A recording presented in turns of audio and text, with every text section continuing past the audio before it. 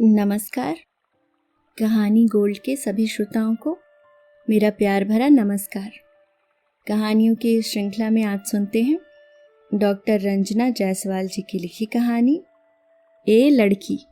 दोस्तों, जो कहानी मैं आज आपसे कहने जा रही हूँ वो महज एक पारिवारिक कहानी नहीं है, बल्कि यह हर उस स्त्री की आवाज़ है जो शादी के बाद अपने ही घर में पराई हो जाती है। दोस्तों, शायद बिना प्रेम के विवाह की यही नियति होती है। लोग कहते हैं कि प्यार शादी के बाद हो जाता है, पर अगर ना हुआ तो। दोस्तों, डॉक्टर रंजना जायसवाल जी की कहानियों में स्त्री जीवन की वास्तविक समस्याएं, सामाजिक विसंगतियां और मनोवैज्ञानिक गहराई प्रमुखता से दिखाई देती है। वे छोटे छोटे प्रसंगों से बड़े सामाजिक प्रश्न खड़े करती हैं। इतवार की अलसाई सुबह घर में सन्नाटा पसरा हुआ था। घड़ी ने 8 बजाए। घर के लोगों के साथ साथ सूरज भगवान भी शायद सो रहे थे। मालती ने रसोई घर की खिड़की खोली। सूरज भगवान अचकचाकर उठ बैठे और भर भरा के अपना बोरिया बिस्तर समेटे खिड़की के रास्ते कमरे में पसर गए। ठीक वैसे ही जैसे स्कूल के खाने की छुट्टी बजते ही बच्चे एक झोंके से कक्षा से बाहर निकलकर पूरे स्कूल में बिखर जाते हैं। मालती ने अपनी सूती साड़ी की प्लेट्स को ठीक किया। प्लेट्स आज्ञाकारी विद्यार्थियों की तरह एक के पीछे एक सीधे में खड़े हो गए।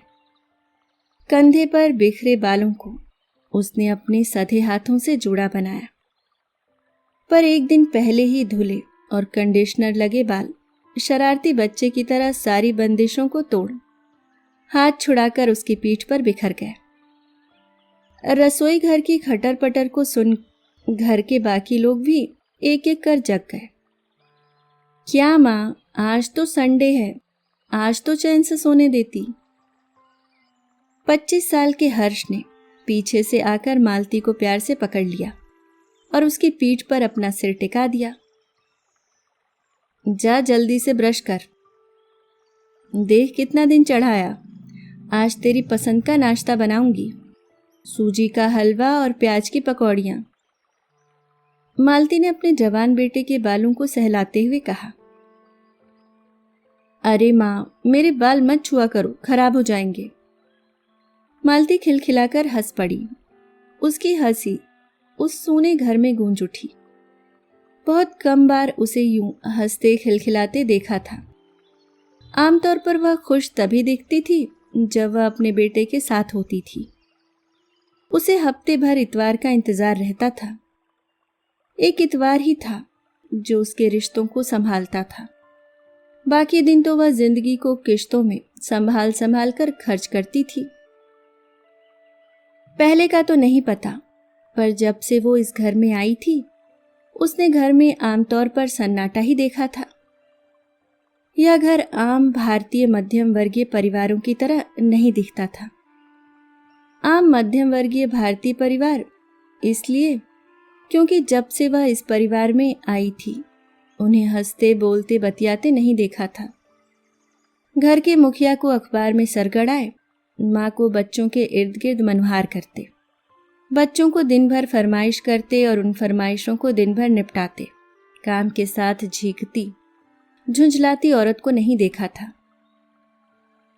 शायद यह सब चीजें पहले इस घर में होती रही होंगी, पर उसके आगमन के साथ यह सब चीजें कहीं ना कहीं गुमशुदा की तलाश हो गई थी। मानो घर की हवाओं में एक जहर घुला हो। शुरू शुरू में उसने परिवार के लोगों की अंकुर के प्रति नाराजगी भी देखी थी, पर वक्त के साथ अंकुर के प्रति यह नाराजगी बेचारगी में बदल गई। आखिर उनका क्या दोष था? वो तो दोस्त की शादी में गए थे। वो कहाँ जानते थे उनके साथ इतना कुछ हो जाएगा। जानती तो वो भी नहीं थी कि ताऊ जी की बेटी पद्मा दीदी की शादी भले ही उनकी जिंदगी में खुशियां ला रही थी, पर उसकी जिंदगी में एक ऐसा भूचाल आने वाला था जिसके दर्द में आकर उसकी जिंदगी तबाह हो जाएगी। 30 साल बीत गए थे इस बात को, पर वक्त बड़े से बड़े घाव को भर देता है, पर क्या सचमुच? कुछ घाव को ना तो वक्त भरता है न कोई मरहम। उसका घाव तो वक्त के साथ नासूर बनता चला गया, जो अंदर से टीस भी देता था और दर्द भी। तानों उलाहनों रूपी मक्खियां दिन भर आसपास भिनभिनाती रहती और हर पल डंक मारती रहती उसके उन खुले हुए घावों पर। आज भी याद है उसे वह दिन। ट्रिन ट्रिन घर के सन्नाटे को तोड़ती एक आवाज गूंजी। वैसे भी इन बीते दिनों में उसने इंसानों की सांसों और तानों उलाहनों के अलावा कुछ भी नहीं सुना था। हेलो। जी कौन? मैंने पहचाना नहीं। अंकुर की मां की आवाज घर के सन्नाटे को चीर उसके कानों में पड़ी। मालती, मालती से बात करा दीजिए। मालती? कमरे की चादर को ठीक करते मालती के हाथ अपने नाम को सुन रुक गए थे। इस घर में पहली बार उसने अपना नाम सुना था, वरना इस घर में अब तक तो वो ए लड़की भर ही थी। फोन पर मालती के पापा थे। जी, मेरी बेटी और आपकी बहू, जरा बुला दीजिए, मैं थोड़ी देर में दोबारा फोन करता हूं। अंकुर की मां का चेहरा गुस्से से लाल था। उन्होंने फोन पटक दिया और जोर से आवाज लगाई, अंकुर फोन है। अंकुर कमरे से बाहर निकल आए। मालती भी अंकुर के पीछे आकर खड़ी हो गई। तेरी बीवी के बाप का फोन आया था। बाप? अपने पिता के लिए ऐसे शब्द सुनकर मालती को लगा मानो किसी ने पिघला हुआ शीशा उसके कानों में उड़ेल दिया हो। अंकुर की आंखों में अंगार दहकने लगे। अंकुर की मां के शब्द गले में अटक कर रह गए थे। मालती ने चोर नजरों से अपने दूल्हे की ओर देखा। इन 10 दिनों में चेहरा कितना उतर गया था। बात बात में अपने दोस्तों के साथ ठहाके लगाने वाला, अपने दोस्त की सालियों से चुहलबाजी और हंसी ठिठोली करने वाला सुदर्शन अंकुर के चेहरे से हंसी गायब थी। अंकुर ने मालती की ओर पलटकर देखा। उसकी आंखों में आदेश था। मालती सर झुकाए उसके पीछे हो ली। 10 दिनों से उसके पैरों में चप्पल नहीं थी। होती भी तो कैसे? उसकी शादी जिन परिस्थितियों में हुई थी, कुछ करने का मौका ही कहाँ मिला था। साड़ी के साथ पहनी हुई हील की चप्पल आखिर कब तक पहनती? पैर सूज आए थे। मालती नंगे पैर ही अंकुर के पीछे पीछे चल पड़ी। बरामदे को पार करते वक्त मोज़ैक की फर्श को जोड़ने वाली कांच की फंटी में उसका अंगूठा अटक गया और कांच टूटकर उसके पैरों में चुभ गया। एक हल्की सी सिसकारी उसके मुंह से निकल आई। अंगूठे से टप टप करके खून बहने लगा। दर्द से उसकी आंखें भर आईं, पर अंकुर वैसे ही बुत बने रहे। मालती ने अपने हाथ से खून को दबाने का प्रयास किया। खून हाथ के दबाव से रुक गया था, पर अंदर रिश्ते घाव को कैसे रोकती? कहने को तो वो अपना था, पर वो अपना होकर भी अपना कहाँ था। शिकायतें तो अपनों से होती हैं, गैरों से क्या गिला करना। उन सबको यहाँ का नंबर कैसे मिला? अंकुर ने मालती की तरफ देखकर बुदबुदाया था। इसी ने दिया होगा। चोरी करने की आदत तो शुरू से है। पहले बेटा चुराया और अब फोन नंबर। अंकुर की मां ने तीर छोड़ा। जिस फोन पर हमेशा ताला जड़ा रहता था, वो फोन कर भी कैसे सकती थी? जी मैंने किसी को फोन नहीं किया, मालती ने रिरियाते हुए कहा था। चुप, एकदम चुप, एक शब्द भी नहीं।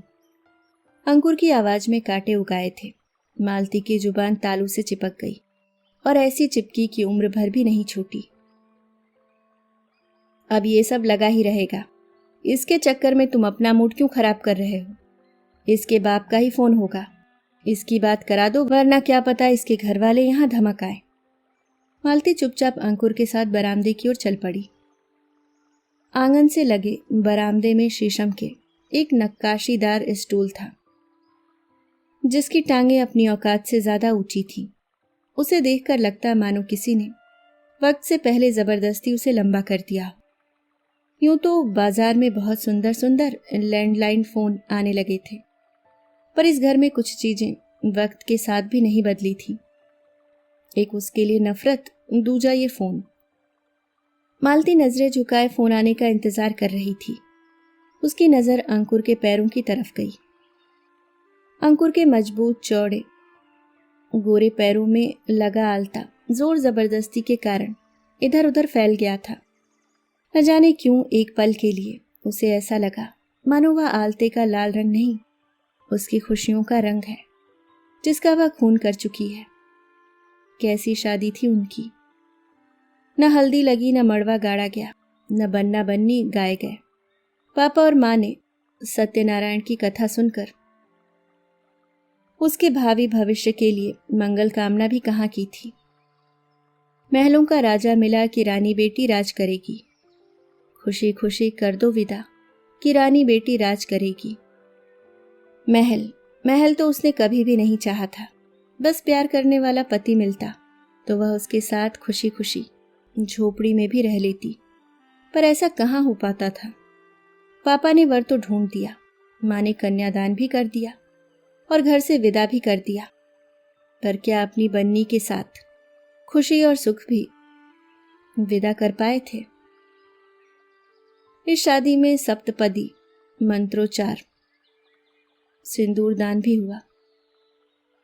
माँ ने खोइचा भी भरा, पर शायद उस खोइचे में वो खुशियां डालना भूल गई थी। सप्तपदी के 7 फेरे और 7 वचन उनके विश्वास को कहाँ जोड़ पाई थी। जो रिश्ता शुरू भी नहीं हुआ था, शुरुआत में ही उस रिश्ते में गांठ पड़ चुकी थी। अंकुर ने फोन मालती की ओर पकड़ा दिया। दोनों की उंगलियां एक दूसरे से छू गईं। मालती की आंखें अंकुर से टकरा गई। जिन आंखों में उसके लिए प्रेम का सागर हिलोर मारना चाहिए था, वहां उसे अपने लिए नफरत दिखाई दी थी, सिर्फ नफरत। हेलो, उधर पापा थे। इतने दिनों बाद मालती ने पापा की आवाज सुनी थी। मन भर आया, आंखें अपनी मर्यादा को तोड़ बाहर छलक आईं। उसने अपने आप को संभाला। नमस्ते पापा। कैसी है रे? ठीक हूं।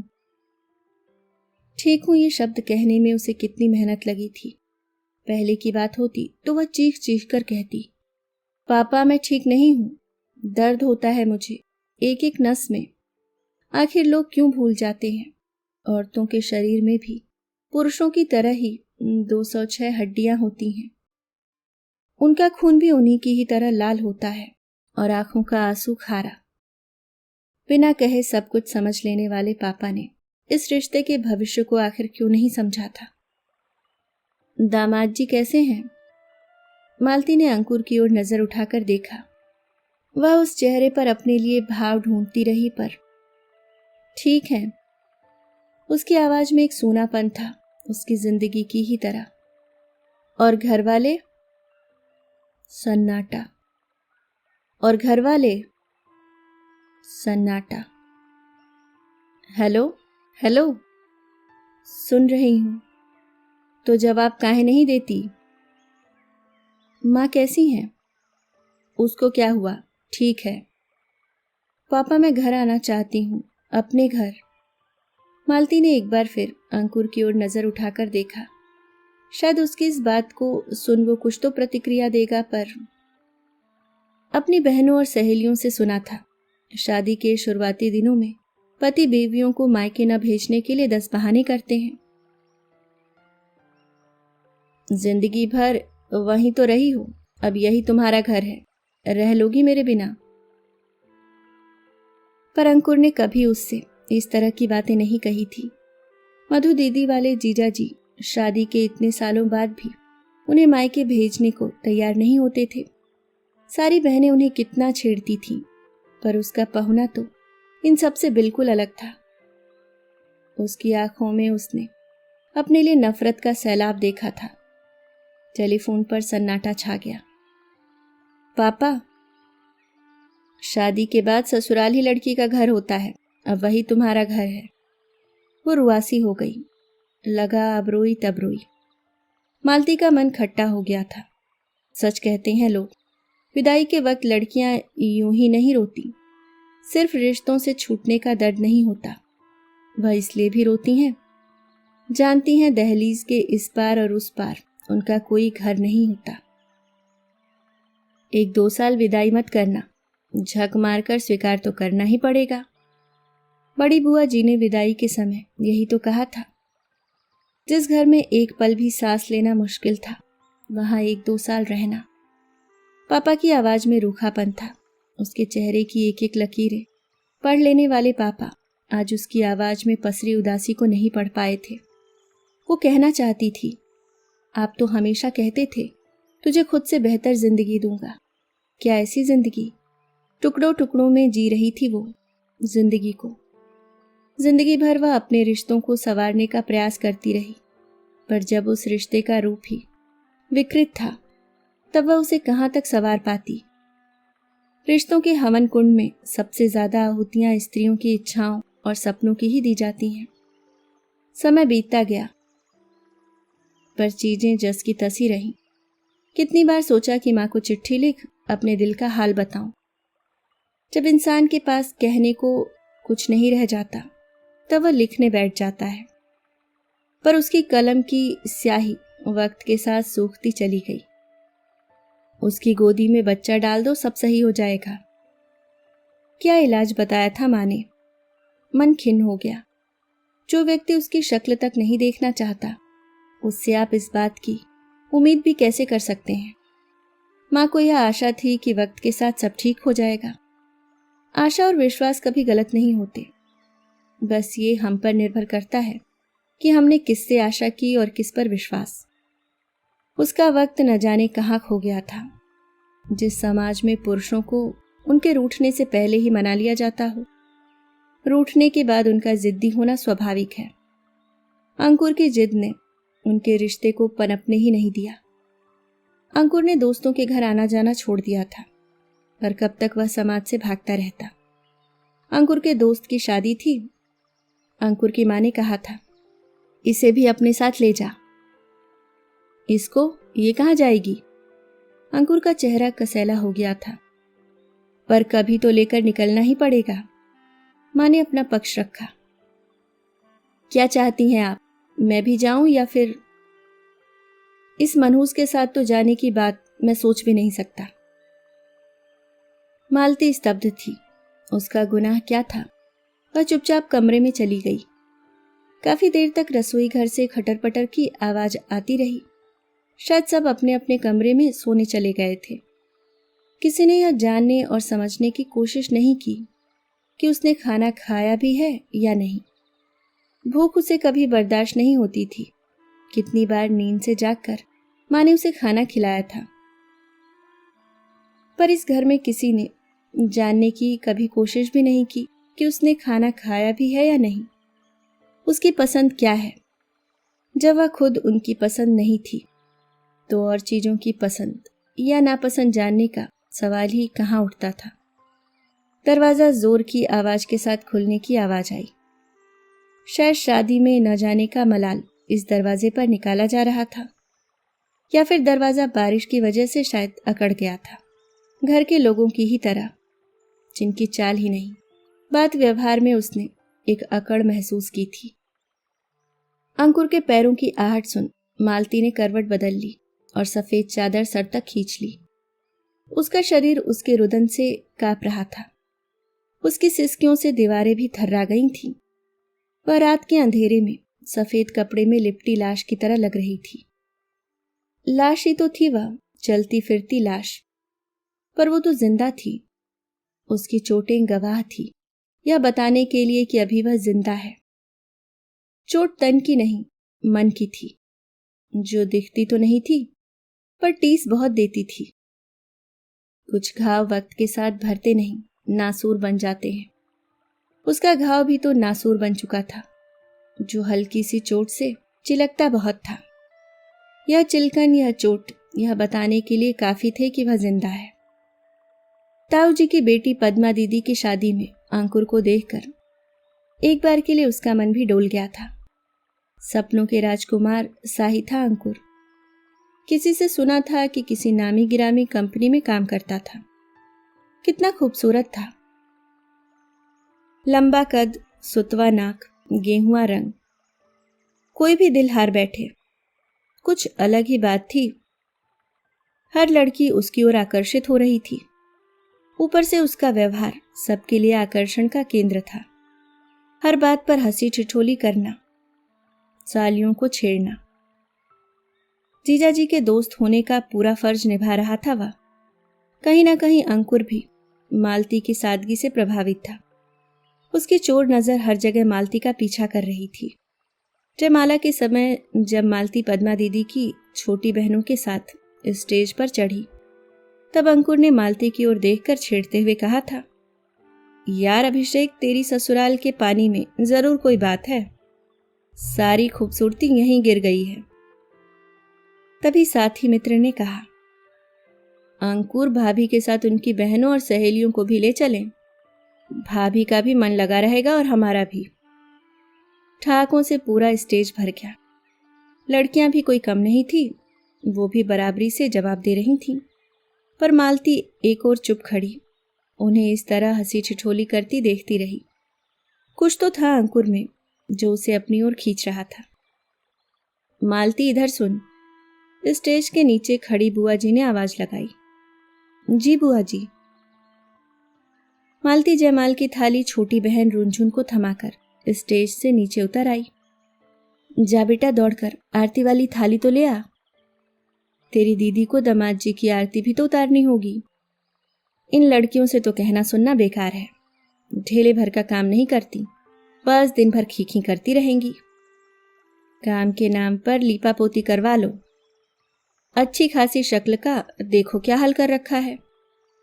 बुआ जी बोलती जा रही थी और मालती, उसे समझ नहीं आ रहा था कि वह उनकी बात का क्या जवाब दे।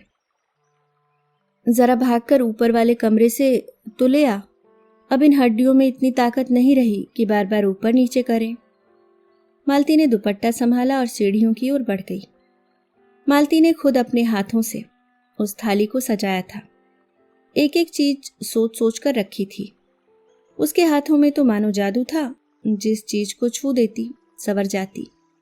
पर वो जादू वह अपनी जिंदगी में कहाँ चला पाई थी।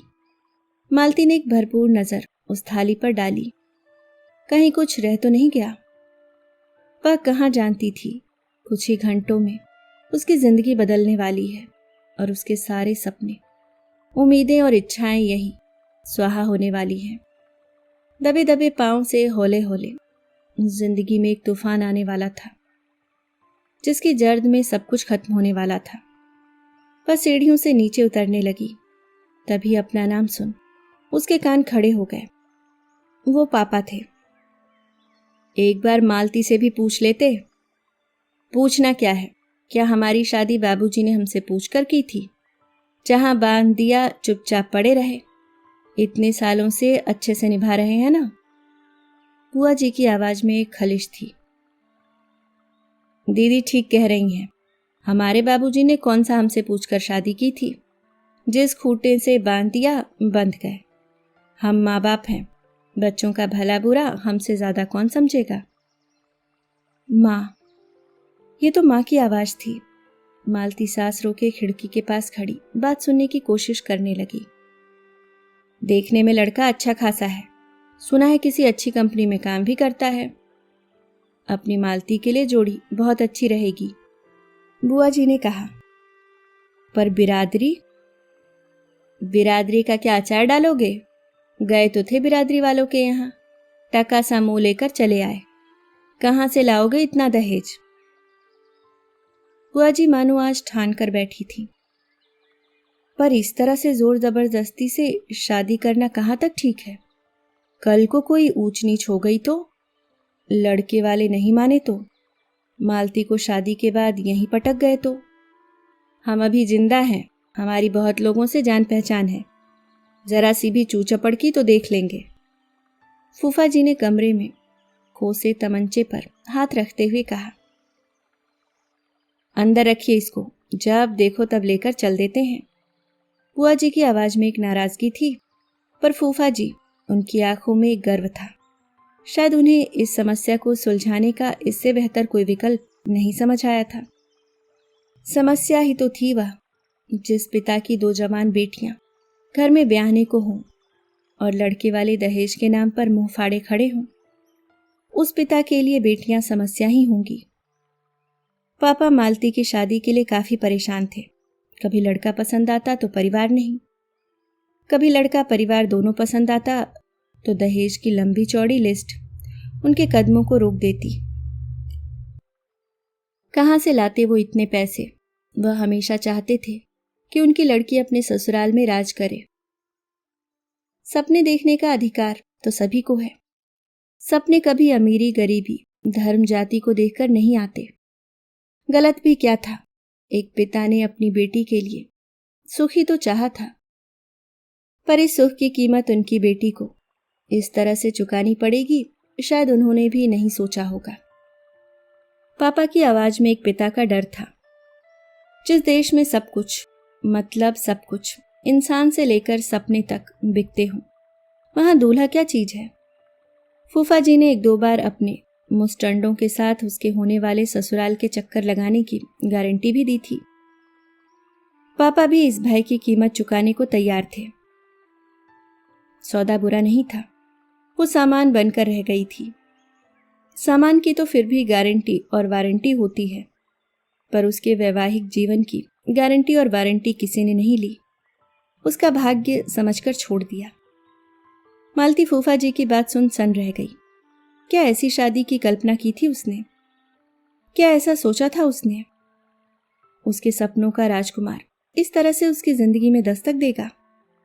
अंकुर का मासूम खिलखिलाता चेहरा उसकी आंखों के सामने से गुजर गया। आखिर उसके भी तो सपने होंगे। क्या पता वह किसी को चाहता हो। क्या पता उसकी मां अपने बेटे के लिए क्या क्या सपने देख रही हो। क्या पता, क्या पता, क्या पता। उसका सिर दर्द से फटने लगा। सपने तो उसने भी देखे थे अपने जीवन साथी के लिए, पर सपनों को पूरा करने के लिए जो जुगत लगाई जा रही थी वह तो उसने सपने में भी नहीं सोचा था। उसके हाथ पैर थरथरा रहे थे। तभी बुआ जी कमरे से बाहर निकल आई। तू यहाँ क्या कर रही है? थाली ले आई? चल तू स्टेज के पास पहुंच, हम अभी आते हैं। बुआ जी का चेहरा बिल्कुल शांत था, जैसे कुछ हुआ ही ना हो, पर मालती का मन वहीं अटक कर रह गया था। अंकुर सामने मुस्कुराते हुए उसे देख रहा था, पर मालती की सांसें घुट रही थी। फूफा जी की आवाज अभी तक उसके कानों में गूंज रही थी। ज्यादा चू चपड़ करेगा तो हम देख लेंगे। मालती का चेहरा डर से पीला पड़ चुका था। न जाने अब क्या होने वाला है। अंकुर वह नहीं जानता था कि कुछ ही पलों बाद उसके साथ क्या होने वाला है। पद्मा दीदी की शादी राजी खुशी संपन्न हो गई। सब थक कर चूर हो चुके थे। आंखों में नींद भरी हुई थी। विदाई में अभी समय था। बैठे बैठे सबकी कमर अकड़ गई थी। अंकुर जो अभी तक गद्दे पर बैठे हुए थे, उन्होंने उठने का उपक्रम किया ही था, तभी फूफा जी ने उनके कंधे पर हाथ रखा। कहाँ चले दामाद जी? अभी तो आपकी शादी बाकी है। जी मेरी शादी तो अभिषेक की थी, वो तो हो चुकी। अंकुर ने हकलाते हुए कहा। मंडप में सन्नाटा छा गया। फूफा जी ने तमंचा निकालकर अंकुर के सामने रख दिया। सोच लो, शादी तो आज ही होगी और इसी मंडप में ही।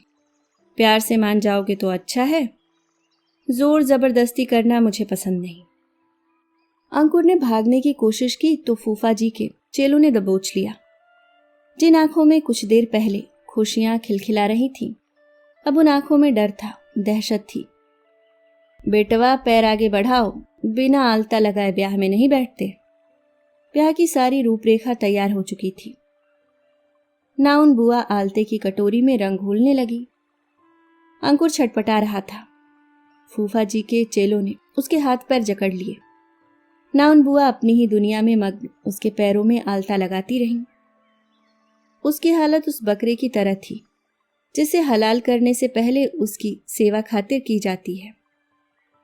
बड़ी बुआ जी ने पद्मा दीदी के बक्से से साड़ी निकाली और मालती को जबरदस्ती पहना दी। पंडित जी ने मंत्रोच्चार शुरू कर दिए। इस शादी में 7 फेरे और 7 वचन भी लिए गए, पर उन वचनों में विश्वास, भरोसा और एक दूसरे के साथ जीवन बिताने का भाव नदारद था। माना अंकुर के साथ सही नहीं हुआ, पर वह जो उसके साथ कर रहे थे वह भी तो सही नहीं था। सही को सही समझने और समझाने में सदियां बीत जाती हैं, पर गलत तुरंत समझ आ जाता है। उसके जीवन के सही गलत में इतना ही अंतर था। उनका रिश्ता एकदम नपातुला था, न एक छटाक ज्यादा न एक छटाक कम। दुनिया की नजर में वह एक खुशहाल परिवार थे। मालती एक बेटे की माँ भी थी। याद है उसे आज भी वह दिन। अंकुर ने अपने गम को भुलाने के लिए शराब का सहारा लेना शुरू कर दिया था। कितना आसान होता है पुरुष के लिए अपने गम को गलत करना, पर औरतें आंसू बहाकर अपने दर्द को हल्का कर देती हैं। उस रात वह हुआ जिसकी इन 5 सालों में उसने कल्पना भी नहीं की थी। एक कमजोर पल की देन था हर्ष। हर्ष, नहा धोकर अच्छे कपड़े पहन ले। क्या हुआ माँ, कोई आ रहा है क्या? तुझे फोटो दिखाई तो थी। आज उसके पिता तुझसे मिलने आ रहे हैं। फोटो से लड़की देखने में काफी अच्छी दिख रही थी। घर परिवार भी सीधा साधा समझदार लग रहा है। आपको पसंद है? हर्ष की आंखों में शरारत थी। महीने में 2-3 आदमी शादी के संदर्भ में हर्ष के बारे में पता लगाने आ ही जाते हैं, पर बात कहीं बन नहीं पा रही थी। हर्ष भी अब दिखावेबाजी से परेशान हो गया था। माया, रोज रोज के दिखावे से मैं तंग आ गया हूं। किसी से बात कर लो, मुझे उठा ले जाए और अपनी बिटिया से शादी करा दे। रोज रोज के झंझट से छुट्टी मिल जाएगी। कुछ तो कहते हैं उस तरह की शादी को तुम भी ना क्या बेकार की बातें करते हो, मालती ने डांटते हुए कहा। हर्ष की बात सुन मालती का चेहरा सफेद पड़ गया। घर में एक अजीब सा सन्नाटा पसर गया। अंकुर सुबह से 2 बार पढ़ चुके अखबार में सर डालकर बैठ गए, जैसे उन्होंने कुछ सुना ही ना हो। कभी कभी चीजों से भागने का सबसे बेहतरीन तरीका यही होता है, सुनकर भी बहरे हो जाना। कभी कभी इंसान के शब्द नहीं, उसकी खामोशी चुप जाती है। मालती को अंकुर की खामोशी चुप गई थी। सारी उम्र कोशिश ही की थी कि सब कुछ ठीक हो जाए, जैसे आम पति पत्नी में होता है, पर सोचने और होने में हमेशा से फर्क रहा है। उसके मन ने मन की कभी सुनी ही कब थी। उसकी कोशिशें जारी रही। गलती एक लम्हे की थी और सजा उम्र भर की थी। उसके जीवन की रात मानो ठहर सी गई थी, जिससे उम्मीद का सूरज निकलने की कोई संभावना नहीं थी। एक लड़की के सपनों ने न जाने कब की खुदकुशी कर ली थी। दर्द का कुआं भरने की जगह गहरा होता जा रहा था। वह अंकुर का हाथ पकड़े पकड़े इस घर में चली तो आई थी। क्या पता था उस मजबूत हाथ ने कभी भी उसका हाथ पकड़ा ही कहाँ था। प्यार किया जाता है, करवाया नहीं जाता। माँ हमेशा कहती थी, शादी के बाद प्यार हो ही जाता है। कहते हैं जब कहने को कुछ भी बाकी नहीं रह जाता तब लोग लिखते हैं। कितनी बार सोचा माँ को चिट्ठी लिखूं। उसने कहीं न कहीं अंकुर से प्यार किया ही था, पर क्या अंकुर ने भी? जिस रिश्ते में प्यार नहीं था वहां सम्मान कहां से होता? वो हमनवा होकर भी साथ नहीं थे। माँ कहती थी, पहले के लोगों को गांव में जब कोई सूचना पहुंचानी होती थी तो मुनादी पिटवाते थे। वह भी मुनादी पिटवाना चाहती थी कि अपने सर का बोझ उतारने के लिए और बेटियों की शादी के नाम पर, गंगा नहाने के नाम पर बेटियों की इस तरह से बलि ना दें। जो रिश्ता प्रेम और सौहार्द के ताने बाने से बुना जाना चाहिए था, उसके रेशे रेशे नोच कर फेंक दिए गए थे। सपनों को उड़ान भरने से पहले ही उसके पंख काट दिए गए थे। ये कैसा रिश्ता था जिसमें न अपेक्षा थी और न उपेक्षा, जिसके मुसाफिर बस अंतहीन यात्रा पर थे। वो जब कभी भी किसी सड़क को देखती तो एक ही विचार आता, लोग कहते हैं ये सड़क अमुक जगह जा रही है, पर सच तो यह है सड़क कहीं नहीं जाती। जाते तो हम हैं और सड़क वहीं खड़ी इंतजार करती रहती है अपने नए आने वाले मुसाफिरों का। चाय नाश्ते के दौर खत्म हो चुका था। चाय के अंतिम घूंट को पी खाली कप को रखते हुए लड़की के पिता ने कहा, बहन जी तो अगले इतवार का दिन फिक्स कर लो। आप लोग बेटी को देख लो, आगे की बातें बाद में होती रहेंगी। हम देखकर क्या करेंगे, जिंदगी इन्हें काटनी है। अगर लड़का और लड़की शादी के लिए राजी हैं तो मुझे और इन्हें कोई आपत्ति नहीं है। मालती ने अंकुर की सहमति या असहमति का इंतजार नहीं किया। जानती थी कोई फायदा नहीं है। मेरी बेटी बहुत संस्कारी और समझदार है। आपकी बहू नहीं बेटी बनकर रहेगी। इतने सालों बाद पता नहीं क्यों आज मालती को पापा याद आ गए थे।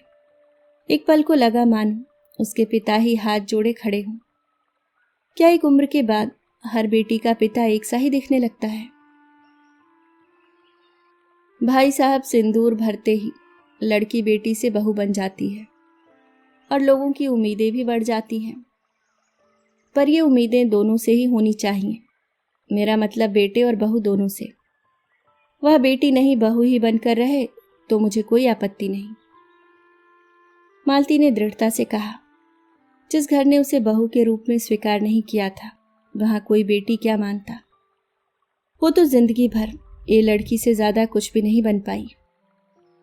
सुना था दुनिया की 3/4 पानी खारा है।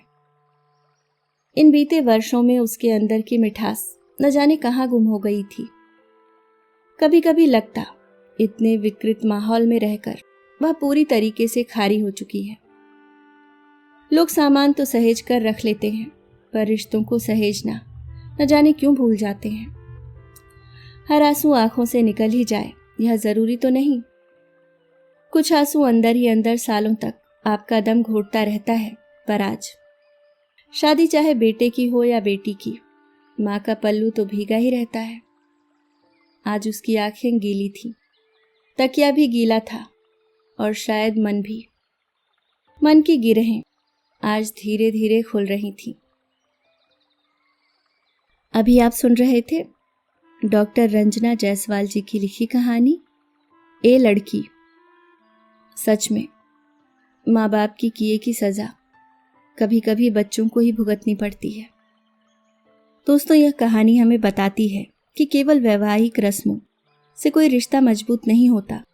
किसी भी विवाह या पारिवारिक रिश्ते की असली बुनियाद आपसी विश्वास, सम्मान और एक दूसरे के प्रति संवेदनशीलता होती है। संवादहीनता और उपेक्षा अच्छे भले रिश्ते को खोखला कर देती है। अभी के लिए बस इतना ही दोस्तों। आप क्या सोचते हैं इस कहानी के बारे में और आपको ये कहानी कैसी लगी मुझे कमेंट बॉक्स में ज़रूर बताएं। धन्यवाद।